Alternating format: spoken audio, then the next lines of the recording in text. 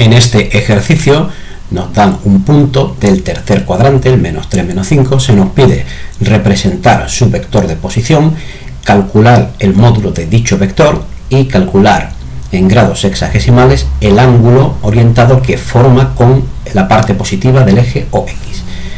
Bien, entonces vamos primeramente a representar el punto.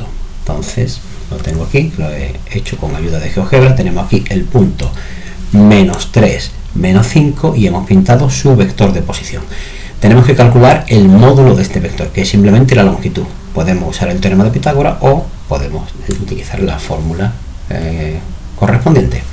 Entonces, en este caso, los cálculos serían los siguientes. Tenemos entonces, estos son los cálculos. Aquí hemos escrito el vector de dos formas distintas, como par ordenado y en función de los vectores y j. Para aplicar la fórmula, lo único importante es tener en cuenta que tanto el menos 3 como el menos 5 deben ir entre paréntesis. El resultado es raíz de 34, aproximadamente 5,83. Y ahora vamos a ver cómo calculamos el ángulo. Y ahora, para calcular el ángulo, en principio vamos a utilizar las fórmulas que relacionan el ángulo con los datos que tenemos, que son las componentes y el módulo del vector de posición. Entonces vamos a hacer los cálculos calculando el arco seno, el arco coseno y el arco tangente de estos valores de aquí. Y tendríamos lo siguiente. Tendríamos, al calcular el arco seno, nos sale, sería el coseno de la componente y, que sería menos 5 partido por el módulo, que es raíz de 34, nos sale un ángulo que está en el cuarto cuadrante. Al calcular el arco coseno de la componente, que sería menos 3 partido por el módulo, sale un ángulo del segundo cuadrante. Y al calcular el arco tangente de menos 5 partido por menos 3, nos sale un ángulo del primer cuadrante, es decir, que no nos sirve ninguno, no nos sirve ni el primero, ni el segundo, ni el tercero. Entonces vamos a ver lo que ocurre.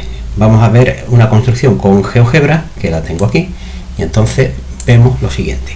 El ángulo que nos da la calculadora con el arco coseno, al calcular el arco coseno nos sale 120 grados, que en realidad es el ángulo de, digamos así, el que tendría el vector simétrico por la parte de arriba. Entonces, en realidad, el ángulo que nos da la calculadora es 120,96 y el que nos haría falta sería el de aquí abajo, que al medirlo en el sentido de la aguja del reloj sería menos 120,96. Es decir, que la solución sería esta de aquí, sería que el ángulo Z es igual a menos 120,964 grados.